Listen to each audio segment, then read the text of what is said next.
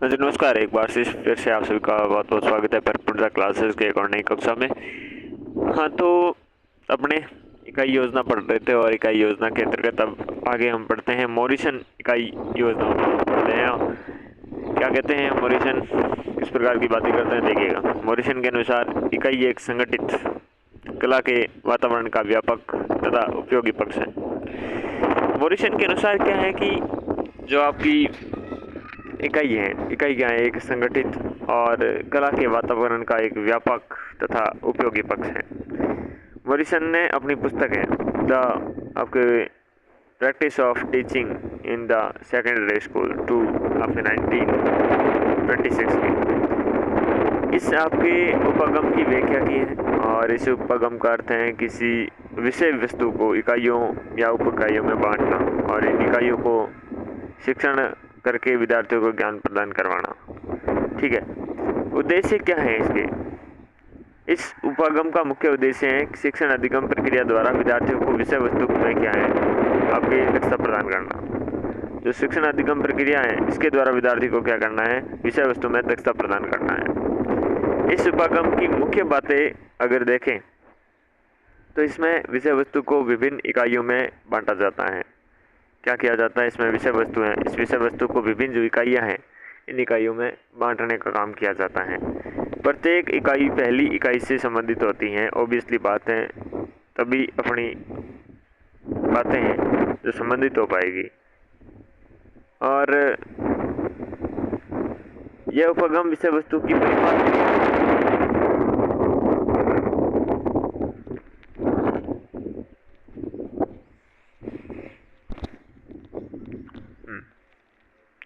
ये क्या उपगम है, विषय वस्तु की परिपाक क्रिया है। परिपाक क्रिया पर बल देता है। ठीक है, और इसमें अधिगम उद्देश्यों की स्पष्टता को महत्वपूर्ण माना जाता है। अधिगम के उद्देश्य हैं उनकी स्पष्टता है। ये उद्देश्य की स्पष्टता को क्या है, प्रमुख रूप से महत्वपूर्ण मानता है। ये उपगम गेस्टाल्ट मनोविज्ञान पर आधारित है। ये किस पर आधारित है आपके, तो ये गेस्टाल्ट मनोवैज्ञानिक पर आधारित है। ये बात आपको याद रखना है, ये बार बार हम देख रहे हैं चीज़ें, तो गेस्टाल्ट मनोविज्ञान पर आधारित है।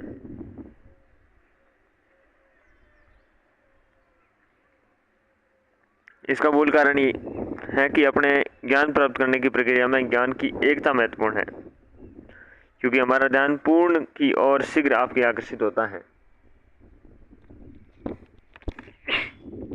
इसलिए अपनी क्या है, ये इकाई योजना है, ये भी गेस्टाल्टवाद पर आधारित है। ये बाल केंद्रित उपगम है। इसके प्रयोग के समय छात्र की रुचि, अभिरुचि, आवश्यकताओं पर ध्यान रखा जाता है।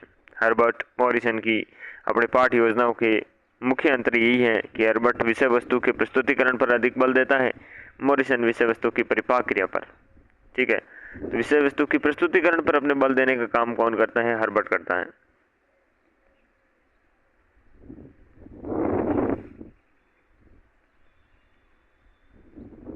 और परिपाक क्रिया पर कौन करता है, मॉरिसन करता है।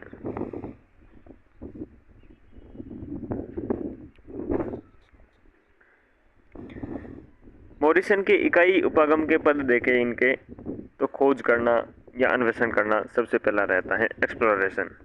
इकाई उपागम की इस पद में आपकी क्या है, शिक्षक विद्यार्थियों की ज्ञान की खोज करता है, अर्थात इसके पूर्व ज्ञान का पता लगाता है। तो सबसे पहले खोज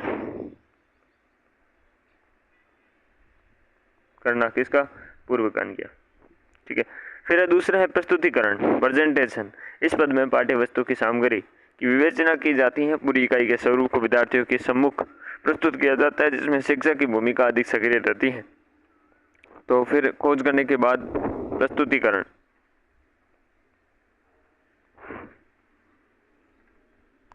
फिर आता है आत्मीकरण या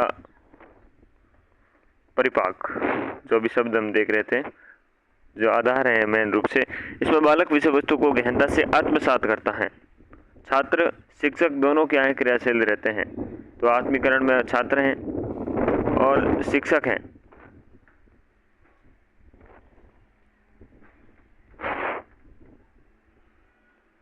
दोनों आपके सक्रिय रहते हैं। प्रस्तुतिकरण में सिर्फ आपके शिक्षक प्रमुख रूप से सक्रिय रहता है। फिर है संगठन या व्यवस्थापन। इसमें छात्र स्वामित्व आपके की गई विषय वस्तु को बिना किसी सहायता के स्वतंत्र रूप से व लिखित रूप में क्या है प्रस्तुत करता है। तो ये संगठन या व्यवस्थापन कहते हैं। अपन क्या कहते हैं?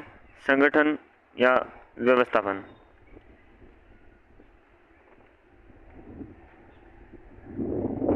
फिर है आवृत्ति या अभिव्यक्ति। जब विद्यार्थी ने जो कुछ भी सीखा है वह अपने शिक्षक या सहपाठी को सुनाता है तो वो आवृत्ति या अभिव्यक्तिकरण कहलाता है।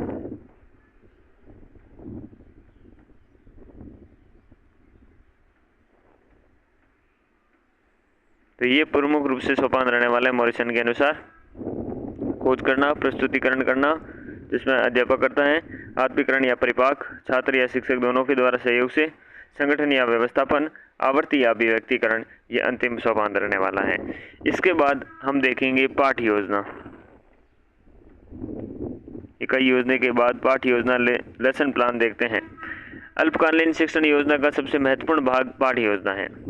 अल्पकालीन जो शिक्षण है योजना का सबसे महत्वपूर्ण भाग कौन सा है? आपकी पाठ योजना है।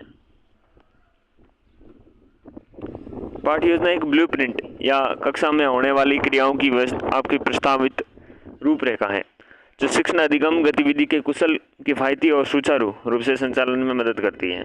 तो पाठ योजना एक ब्लूप्रिंट या कक्षा में होने वाली आपकी क्रियाओं की प्रस्तावित रूपरेखा है जो शिक्षण अधिगम गतिविधि के कुशल, किफायती और सुचारू, एफिशिएंट, इकोनॉमिकल एंड स्मूथ रूप से आपके संचालन में मदद करती है। शिक्षक को आपके छात्रों के लिए सीखने के संदर्भ में प्रभावी बनाने हेतु शिक्षक के द्वारा अग्रिम रूप से योजना बनाना आवश्यक है। इसमें कक्षा में विकसित होने वाली संपूर्ण शिक्षण अधिगम स्थिति की कल्पना करना शामिल होता है।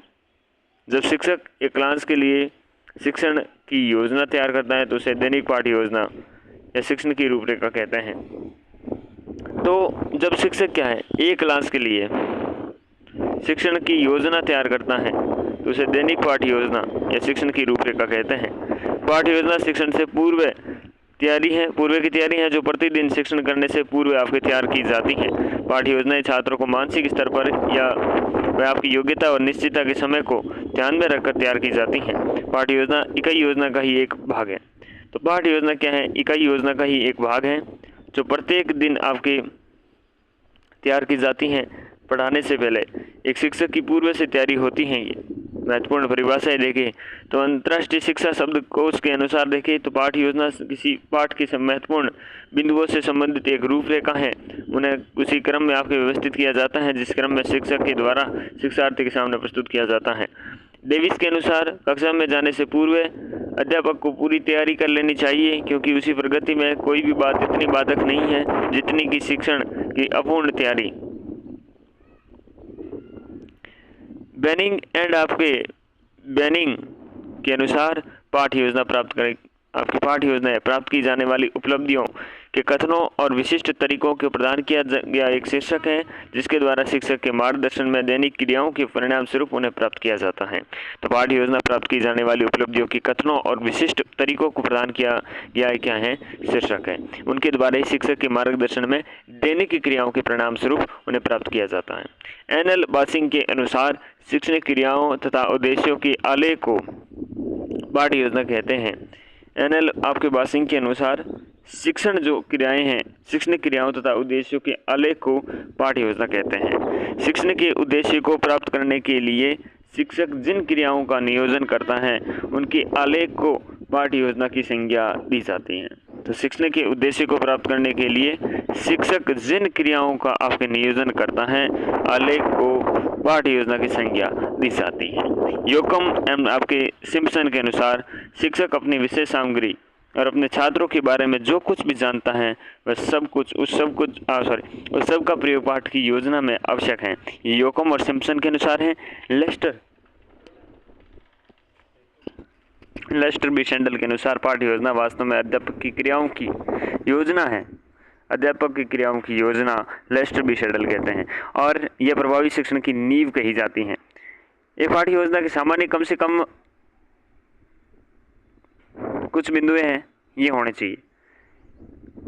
द वाई यानी कि कारण और पाठ्य योजना का उद्देश्य। द वॉट यानी कि विषय वस्तु सामग्री और शिक्षण सहायक साधन है वो होने चाहिए। द हाउ यानी कि प्रक्रिया और गतिविधियाँ शामिल होनी चाहिए। एंड एवल्यूशन शिक्षण के द्वारा पाठ की सफलता का एक वस्तुनिष्ठ और निष्पक्ष मूल्यांकन होना चाहिए। The why, the what, the how and the evaluation. सरल भाषा में पाठ्य योजना वह होती है जब एक शिक्षक कक्षा में किए जाने वाले सभी कार्यों कुछ विशेष नियोजित तरीके से शैक्षणिक उद्देश्य की प्राप्ति हेतु लिखित रूप में तैयार करता है, उसे क्या कहते हैं? पाठ्य योजना। ये योजना शिक्षक के द्वारा कक्षा में प्रवेश करने से पहले तैयार की जाती हैं ताकि शिक्षण के कार्य की एक निश्चित दिशा मिल सके। पाठ्य योजना मुख्यतः विषय वस्तु की प्रकृति, विज्ञान की प्रक्रियाओं पर निर्भर करती हैं। जो पाठ की योजना है ये मुख्यतः विषय वस्तु की प्रकृति है, उसकी विज्ञान की प्रक्रियाओं पर निर्भर करती हैं। जिस संदर्भ कॉन्टेक्स्ट में अधिगम होता है वह भी अत्यंत महत्वपूर्ण होता है। प्रभावी योजना के लिए विषय वस्तु का ज्ञान, शिक्षण अधिगम सामग्री तथा उपकरणों का उपयोग, शिक्षण अधिगम दृष्टिकोण, मूल्यांकन के उपकरण, तकनीकें तथा विद्यार्थी विज्ञान की कैसे सीखते हैं, इन सभी का ज्ञान आवश्यक है। इन सभी प्रकार की ज्ञान एक साथ मिलकर शिक्षक की आपकी क्या पाठ के प्रभावी योजना बनाने में सहायता करते हैं। निश्चित रूप से आपकी कह सकते हैं वह पाठ जिसमें गणितीय व्युत्पत्ति हो और वह पाठ जिसमें विद्यार्थी द्वारा प्रयोग आपके एक्सपेरिमेंट्स वो कराया जाता है, दोनों की योजना एक समान नहीं हो सकती। ठीक है ना। तो गणितीय व्यू रचना है और विद्यार्थी के द्वारा प्रयोग कराया जाता है, तो ये दोनों योजनाएं एक समान नहीं हो सकती। विद्यार्थी के पूर्व अनुभव इस बात पर सबसे अधिक प्रभाव डालते हैं कि वे नए अनुभवों जो हम पाठ में डिजाइन करते हैं को कैसे समझते हैं और व्याख्यायित करते हैं। कक्षा में विभिन्न विद्यार्थियों के पूर्व अनुभव भिन्न भिन्न होते हैं, इसलिए पाठ योजना के लिए कोई एक निश्चित प्रारूप या संरचना नहीं हो सकती। कक्षा में विभिन्न विद्यार्थियों के पूर्व अनुभव क्या है? भिन्न भिन्न होते हैं, इसलिए पाठ योजना के लिए अपने कोई एक निश्चित प्रारूप या संरचना नहीं हो सकती। पाठ्य योजना कोई कठोर या तय ढांचा नहीं होती। इसे बनाने के लिए कई तरीके हो सकते हैं। आप इसे विद्यार्थियों की ज़रूरतें, विषय की अपनी प्रकृति, उसके संदर्भ, सीखने की स्थिति और अपने उपलब्ध संसाधनों के अनुसार नए और अलग तरीके से तैयार कर सकते हैं। एक पाठ से दूसरे पाठ में जाते समय, यहाँ तक कि कक्षा के दौरान भी आपको विद्यार्थियों की अलग अलग आवश्यकताओं को ध्यान में रखते हुए अपनी योजना में बदलाव करना पड़ सकता है। इसके लिए आप कुछ बातों को बदल सकते हैं, नई चीज़ें जोड़ सकते हैं, कुछ चीज़ों को हटा सकते हैं। आपकी सारी चीज़ें आपके कंट्रोल में रहने वाली हैं। पाठ योजना बनाने के लिए लाभ क्या क्या है देखें। ये विचारों को स्पष्ट करता है, क्या क्या चीज़ अपने क्लियर करनी है, आत्मविश्वास को जगाते हैं, शिक्षण की एक दिशा प्रदान करती हैं, पूरी अवधि क्लास के दौरान शिक्षण कार्य को सुचारू बनाती हैं। शिक्षक के छात्रों के सामने ये प्रदर्शित करने में मदद करती हैं कि वे शिक्षण अधिगम प्रक्रिया में एक सुव्यवस्थित और आधिकारिक व्यक्ति हैं। ये छात्रों के सामने प्रदर्शित करती है क्या चीज़ कि वे शिक्षण की जो अधिगम प्रक्रिया है उसमें सुव्यवस्थित और आधिकारिक व्यक्ति हैं। कौन? शिक्षक। इसमें विषय वस्तु का क्या है? चयन और उसे संरचना देना, विषय वस्तु को क्या क्रमबद्ध करना शामिल है ताकि पाठ को समझने में आसानी हो और उसका अनुसरण करना सरल हो। ये आपके उन या छात्रों की उन महत्वपूर्ण चीज़ों को याद करने, रखने और पहचानने में सहायक हैं जो याद रखने योग्य हैं, उनके बीच तर्क क्षमता विकसित करने में मदद करती हैं। तो ये सारी चीज़ें इसके प्रमुख लाभ रहने वाले हैं। एक प्रभावी आदर्श पाठ्य योजना की विशेषताएं क्या क्या होनी चाहिए कि ये विशेषता होने पर ये आदर्श पाठ्य योजना कहलाएगी। तो उसके लिए सबसे पहली चीज़, प्रभावी पाठ्य योजना एक नील पत्र अथवा कक्षा में प्रयोग की जाने वाली क्रिया के प्रस्तावित रूपरेखा है। पाठ्य योजना का आधार इकाई योजना होता है। पाठ्य योजना का आधार क्या होता है? इकाई योजना। पाठ्य योजना न तो बहुत लंबी होनी चाहिए न बहुत ही छोटी, बल्कि संक्षिप्त और आपके विषय के अनुसार होनी चाहिए। पाठ्य योजना किसी न किसी उद्देश्य और उद्देश्यों पर आधारित होनी चाहिए। पाठ के सभी उद्देश्य पाठ को योजना को स्पष्ट रूप से लिखा जाना चाहिए, तभी वो आपकी आदर्श पाठ्य योजना होगी। यथास्थान उदाहरणों का प्रयोग किया जाना चाहिए। दिए गए उदाहरण बच्चों के लिए दैनिक जीवन की स्थितियों के संबंधित होने चाहिए। पाठ्य योजना स्पष्ट, सजीव, विधिवत रूप से लिखित होनी चाहिए। ये पाठ्य योजना पूर्णतः कार्यपरक होती हैं। सभी गतिविधियों का स्पष्ट रूप से आपको उल्लेखित किया जाना चाहिए। पाठ्य योजना के पाठ की अवधि, कक्षा का स्तर, विषय वस्तु के प्रकरण आदि सामान्य सूचनाओं का उल्लेख किया जाना चाहिए। पाठ्य योजना में प्रयुक्त होने वाली शिक्षण सहायक सामग्री चार्ट हैं, मॉडल हैं, मानचित्र हैं, फिल्म स्ट्रिप्स हैं, स्लाइड्स हैं, इनका उल्लेख किया जाना चाहिए। पाठ्य योजना की विषय वस्तु के आपके विषय के विकास का स्पष्ट चित्रण होना चाहिए। पाठ में पाठ्य योजना में आधुनिक विषय वस्तु होती हैं जो शिक्षण बिंदु अथवा संप्रतियों के रूप में लिखी जाती हैं। पाठ्य योजना बाल केंद्रित होनी चाहिए। पढ़ाने के लिए अपनाई गई विधियां, प्रक्रियाएं, गतिविधियां, तकनीकें छात्रों की उम्र, मानसिक स्तर के अनुसार होनी चाहिए। पाठ्य योजना में व्यवस्थित विषय वस्तु बच्चे के पूर्व ज्ञान से संबंधित होनी चाहिए। पाठ्य योजना पिछले पाठ से संबंधित होनी चाहिए, आगामी पाठ के लिए आधार बनती हैं। पाठ्य योजना उचित सोपान में आपकी विभाजित होती हैं। इसमें भाषा की सरलता एवं स्पष्टता होनी चाहिए। अस्पष्ट और अप्रासंगिक सामग्री से बचना चाहिए। छात्रों में आपके दी गई आगे की गतिविधियां कक्षा में पढ़ाई गई पाठ से निकट संबंध होनी चाहिए। पाठ निर्धारित समय शिक्षण अवधि को पूरा किया जाना चाहिए। शिक्षण की अवधि में निर्धारित समय में पूरा करना चाहिए। विषय वस्तु का यथासंभव दूसरे विषय से समन्वय स्थापित होना चाहिए। इसके साथ ही पूर्व ज्ञान पढ़ाए जाने वाले विषय के बीच में एक संबंध होना चाहिए। पाठ्य योजना में सहयोगात्मक अधिगम आपकी कोऑपरेटिव लर्निंग का प्रावधान होना चाहिए। पाठ्य योजना में व्यक्तिगत भिन्नताओं से आपके ध्यान में रखा जाना चाहिए, तभी वो योजना अपने आदर्श पाठ्य योजना कहलाएगी। विकासात्मक और विचारात्मक प्रश्नों का क्या है यथोचित आपके प्रयोग। ये योजना अपने आप में एक दिन में संपूर्ण योजना होते हुए भी आपकी इकाई योजना का एक अंश मात्र होती है। शामपट सारांश पाठ के विकास के साथ साथ प्रयोग किया जाने वाला चाहिए। छात्रों के मूल्यांकन के लिए प्रश्नों और पुनरावृत्ति के अभ्यासों का वितरण लिखना चाहिए, जिससे ज्ञात हो सके शिक्षक अपने उद्देश्य को प्राप्त करने में कितना सफल रहा। पाठ्य योजना के अंत में गृह कार्य की व्यवस्था होनी चाहिए। कब अंत में दैनिक पाठ्य योजना गेस्टाल्ट मनोविज्ञान की देन है, तो ये भी आपके गेस्टाल्ट मनोविज्ञान की देन दैनिक पाठ्य योजना है। पाठ्य योजना की अब देखते हैं आवश्यकता। क्या आवश्यकता पड़ी, क्या इसके महत्व रहते हैं। डेविस ने पाठ्य योजना के महत्व के इन शब्दों में कहा है, पाठ की तैयारी आवश्यक है क्योंकि शिक्षक की प्रगति के लिए सबसे घातक चीज है तैयारी का अभाव। कौन कहता है? डेविस। एक अध्यापक के लिए पाठ्य योजना निर्माण करना उतना ही अनिवार्य है जितना एक इंजीनियर को एक मकान के निर्माण के लिए मानचित्र और ब्लूप्रिंट की आवश्यकता होती है। जैसे इंजीनियर बिना मानचित्र के एक अच्छे मकान का निर्माण नहीं कर सकता, ठीक उसी प्रकार एक शिक्षक बिना पाठ्य योजना के पाठ को अच्छे ढंग से पढ़ा नहीं सकता। शिक्षक के लिए कक्षा कक्ष में सफल और प्रभावी शिक्षण हेतु एक अच्छी पाठ्य योजना का निर्माण करना अत्यंत आवश्यक है। पाठ्य योजना के महत्व हम इन बिंदुओं से समझ सकते हैं कि छात्रों की संभावनाओं के विकास में सहायक होती हैं, विशेष रूप से उन वांछित व्यवहारगत उपलब्धियों को संदर्भ में। ये शिक्षक के समस्त कार्यों के सुव्यवस्थित करने में मदद करती हैं। ये समय बचाने का उपकरण है। छात्रों के पाठ के प्रति क्या है? रुचि उत्पन्न करने में मदद है। और ये शिक्षक प्रत्येक पाठ उद्देश्य के लिए उपयुक्त आपकी गतिविधि चुनने में सहायता करती है। यह कक्षा में आपके अनुशासन बनाए रखने में सहायक होती है, क्योंकि शिक्षक की आपके अनियोजितता की स्थिति में कक्षा की आपकी क्या अनुशासनहीनता पनपती है। यह शिक्षक को साधन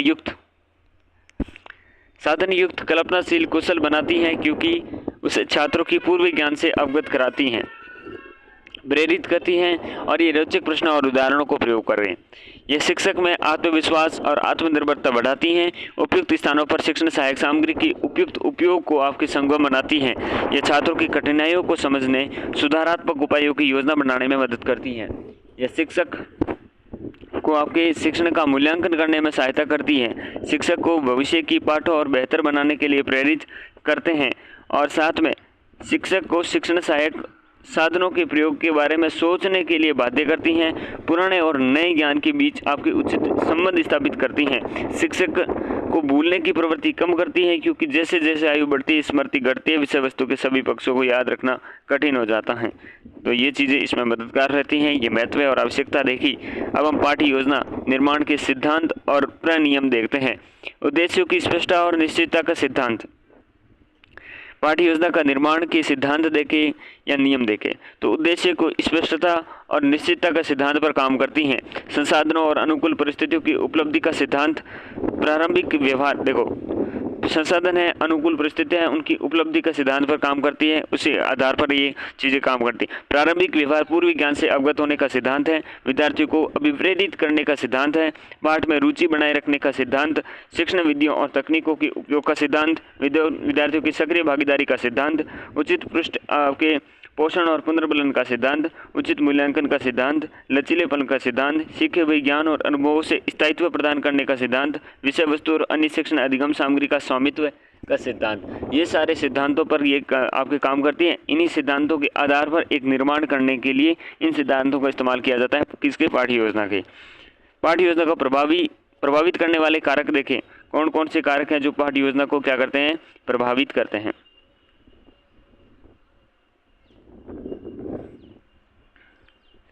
शिक्षण के उद्देश्य हैं, ये उद्देश्य पर प्रभावित करते हैं। इन्हीं उद्देश्य के आधार पर योजना बनती है। शिक्षण की जो विधि है, प्रविधि है, ये भी प्रभावित करती हैं। शिक्षण सामग्री है, मूल्यांकन की विधि है, विषय वस्तु है, पाठ्यचर्या, क्योंकि इन्हीं के तो आधार पर बनती हैं, इनके भी आधार पर बनती है, तो ये प्रभावित करना लाजमी है। विद्यार्थियों की औसत आयु है, शैक्षिक तथा मानसिक क्या स्तर रहने वाला है, ये स्तर भी आपके निर्भर करता है। स्कूल और कक्षा का शैक्षिक जो वातावरण है, ये सारी चीज़ें आपको प्रभावित करती हैं। कब, जो पाठ्य योजना बनाती है तब। पाठ्य योजना का वर्गीकरण देखें। वर्गीकरण किस हिसाब से कर सकते हैं पाठ्य योजनाओं का। देखो, पाठ्य योजना का वर्गीकरण है, व्यापक पाठ्य योजना होती है, एक लघु पाठ्य योजना, सूक्ष्म पाठ्य योजना, लिखित पाठ्य योजना, अलिखित पाठ्य योजना। व्यापक होती है संपूर्ण कक्षा के लिए, क्लास के लिए आपके क्या होते हैं, वो संपूर्ण और छोटा रूप होता है। सूक्ष्म शिक्षण के लिए सूक्ष्म पाठ्य योजना, प्रशिक्षण के समय आपके लिखित पाठ्य योजना, मन ही मन में, ठीक है ना। और अलिखित क्या है, मन ही मन में होता है, ठीक है। प्रशिक्षण के समय होता है वो लिखित पाठ्य योजना होता है। ओके, सूक्ष्म शिक्षण के लिए सूक्ष्म पाठ्य योजना, लघु पाठ्य योजना है छोटा रूप देने के लिए, संपूर्ण कक्षा और क्लास के लिए व्यापक पाठ्य योजना। मैक्रो लेसन देखो, व्यापक पाठ्य योजना पूरी कक्षा के लिए तथा कक्षा के पूरे घंटे के लिए बनाई जाती है। भारतीय प्रशिक्षण कॉलेजों में प्रशिक्षणार्थी के द्वारा व्यापक पाठ्य योजना बनाई जाती है, ठीक है। दूसरा, लघु पाठ्य योजना, शॉर्ट लेसन प्लान।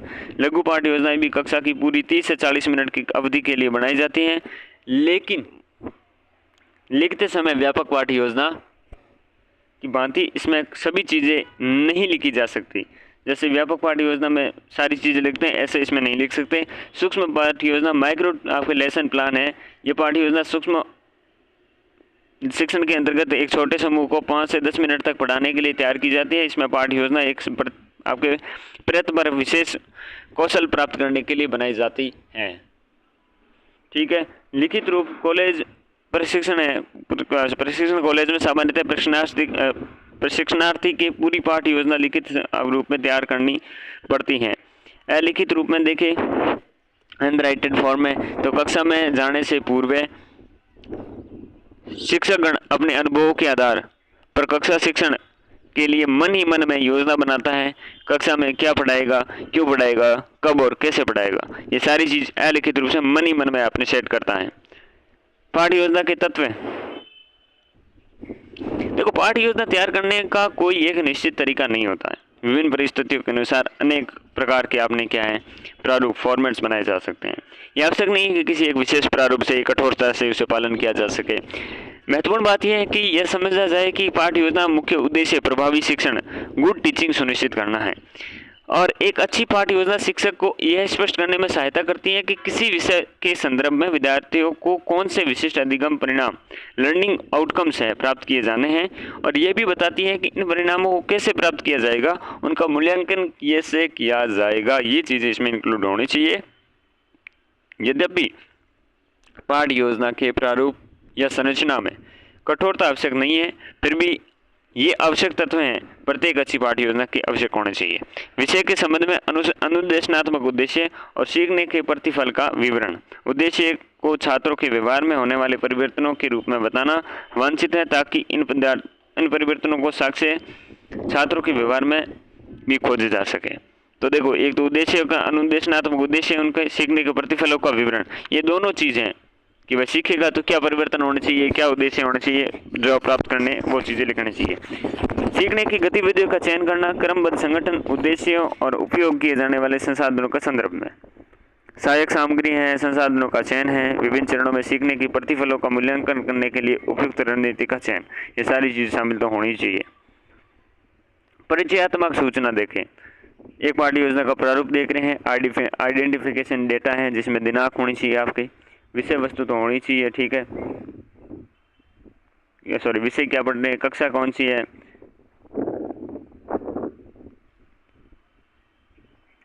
इकाई का नाम, प्रकरण देख लो, क्लास देख लो, कौन सा क्लास है आपके। फिर है अनुदेशनात्मक उद्देश्य है, इंस्ट्रक्शन ऑब्जेक्ट होंगे, फिर आपके पूर्व अपेक्षित ज्ञान होगा। अनुदेशन में हम देखेंगे उद्देश्य में क्या क्या उद्देश्य होने चाहिए कि कौशल, ज्ञान, ठीक है। पूर्व अपेक्षित ज्ञान, पहले की जो नॉलेज है वो नॉलेज से पूछना, ठीक है। सीखने सहायक सामग्री कौन कौन सी इस्तेमाल करेंगे, ये चीज़ आपको लिखनी होनी चाहिए। प्रस्तावना की बात होनी चाहिए, फिर प्रस्तुति प्रेजेंटेशन होना चाहिए, सारी चीज़ की है वो बकबक करना। अधिगम, अनुभव और सीखने के प्रतिफल, लर्निंग एक्सपीरियंसेस, उसके बाद समीक्षा एवं सार, फिर लास्ट में असाइनमेंट और अंतिम में क्या है, असेसमेंट, यानी कि मूल्यांकन करना है आपके। उपयुक्त प्रारूप के विभिन्न पक्षों का स्पष्टीकरण इस प्रकार से है। परिचयात्मक सूचना, इस खंड को आपकी आवश्यकता पूर्ति करने का भाग भी कहते हैं। दैनिक पाठ्य योजना में इस पक्ष में दिनांक, क्लास, कक्षा, विषय, इकाई और प्रकरण विषय सूचना अंकित की जाती हैं। सूचनाएं परिचयात्मक होती हैं, ये पहचानने से संबंधित चरण भी कहा जा सकता है, ठीक है। अनुदेशनात्मक उद्देश्य, देखो यह दैनिक पाठ्य योजना का सर्वाधिक महत्वपूर्ण पक्ष है, क्योंकि उद्देश्य अध्ययन, अध्यापन क्रियाओं और मूल्यांकन का प्रविधि दोनों की दिशा प्रदान करता है। दैनिक पाठ्य योजना स्तर पर आपके शिक्षण उद्देश्यों पूर्णतः विशिष्ट और कार्यपरक होते हैं। उद्देश्य भी दो प्रकार के होते हैं, एक सामान्य उद्देश्य, एक है विशिष्ट उद्देश्य।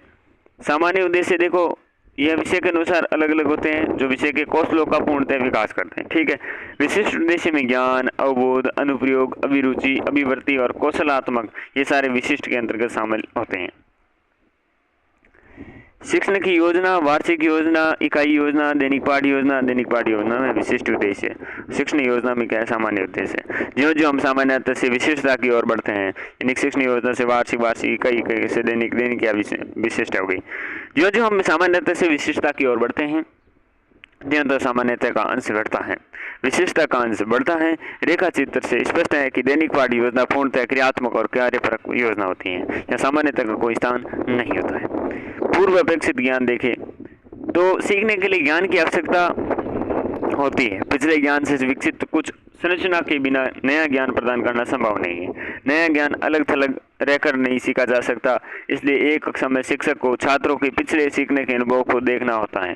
वर्तमान सीखने की प्रक्रिया को सुविधाजनक बनाने के लिए उन्हें आगे लाना होता है, ताकि सीखने के उच्च स्तर को बहुत आसानी से प्राप्त किया जा सके और नए ज्ञान के लिए प्राप्त करने में कम समय लगे।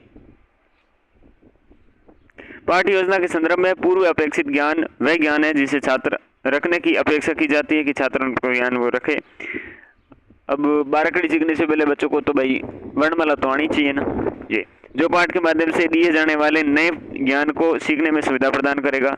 पूर्व अपेक्षित ज्ञान वह सारा ज्ञान शामिल नहीं होता है जो किसी विशेष अवधारणा और सामान्यीकरण को सीखने से पहले उसे पास होता है।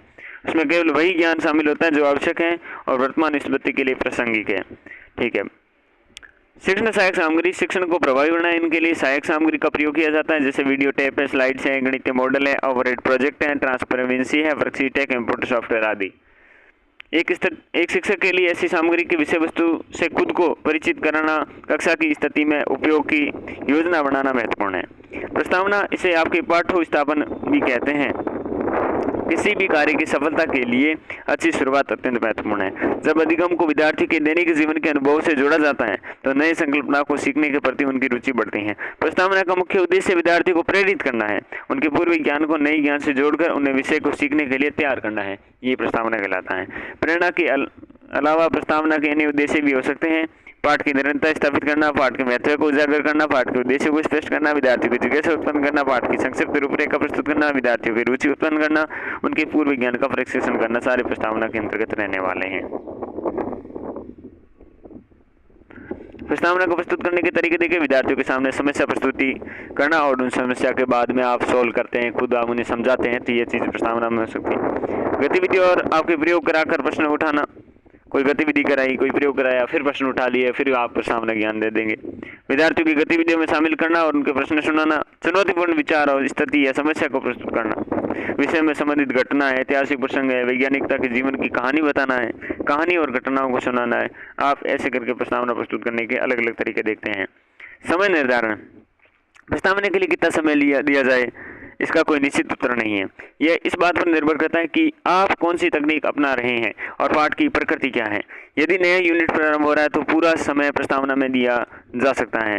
यदि पाठ पिछले पाठों की निरंतरता में है तो उसे संक्षिप्त, पुनरावृत्ति और पूर्व ज्ञान का प्रशिक्षण प्राप्त होता है। प्रस्तुतिकरण या विकास, प्रेजेंटेशन या डेवलपमेंट, पाठ की प्रस्तुतिकरण विकास पाठ के उद्देश्यों के अनुरूप होना चाहिए, ठीक है। पाठ निम्न बातों को ध्यान में रखना चाहिए। विषय वस्तु की प्रकृति कैसी है, विद्यार्थियों के अधिगम के संदर्भ, कक्षा का वातावरण और उपलब्ध संसाधन और शिक्षक का अपना संदर्भ। प्रस्तुत इन कारकों के अनुसार बदल सकती है। प्रस्तुति क्या इन कारकों के अनुसार बदल सकती है, इसलिए विभिन्न उदाहरणात्मक योजनाएं उपयोगी होती हैं। इसमें पाठ और इकाई को छोटे छोटे भागों में विभाजित करना, किसी गतिविधि शामिल करना और विद्यार्थी स्वयं के अनुभव और माध्यम से अवलोकन, अनुभव, चिंतन और निष्कर्ष निकाल सके। अधिगम अनुभव वे गतिविधियां हैं जिन्हें शिक्षक द्वारा जानबूझकर छात्रों के लिए योजनाबद्ध किया जाता है। इनका उद्देश्य छात्रों के व्यवहार में वांछित परिवर्तन लाना होता है। सीखने की गतिविधियों का चयन शिक्षकों को व्यापक अवसर और विकल्प प्रदान करता है। किसी पाठ के भीतर किसी गतिविधि या गतिविधियों के संयोजन का उपयोग करना, ये शिक्षक के लिए आपके विश्वास पर निर्भर करता है कि गतिविधियों को विशेष प्रकार से सीखने के लिए कितना प्रभावी होगी। ये अधिगम अनुभव कहलाएंगे। भाई अधिगम अनुभव वे गतिविधियां हैं जो शिक्षक के द्वारा जानबूझकर छात्रों के लिए आपकी क्या है योजनाबद्ध किया जाता है। इनका उद्देश्य छात्रों के क्या है व्यवहार में वांछित परिवर्तन करना है। सीखने की गतिविधि का चयन शिक्षकों को व्यापक अवसर और विकल्प प्रदान करना है। ठीक है, यही आपके अधिगम अनुभव होंगे। कैसे उनको आप एक्सपीरियंस कर सकोगे, ये गतिविधियां शामिल करोगे, ये इसमें शामिल रहेगी।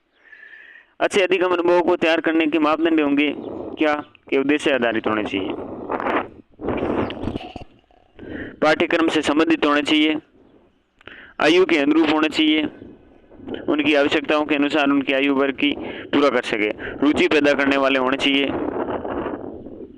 क्षमता और प्रेरणा को ध्यान में रखकर तैयार करना चाहिए। वांछित प्रक्रिया, अधिगम अनुभव के छात्रों में वांछित प्रक्रिया उत्पन्न करनी चाहिए। स्थानीय वातावरण से जुड़ा होना चाहिए।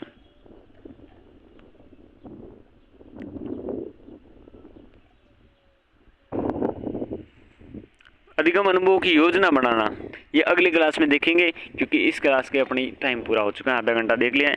अगले में हम देखेंगे। तो इस कक्षा में इतना ही, मिलते हैं अगली कक्षा में, तब तक के लिए नमस्कार।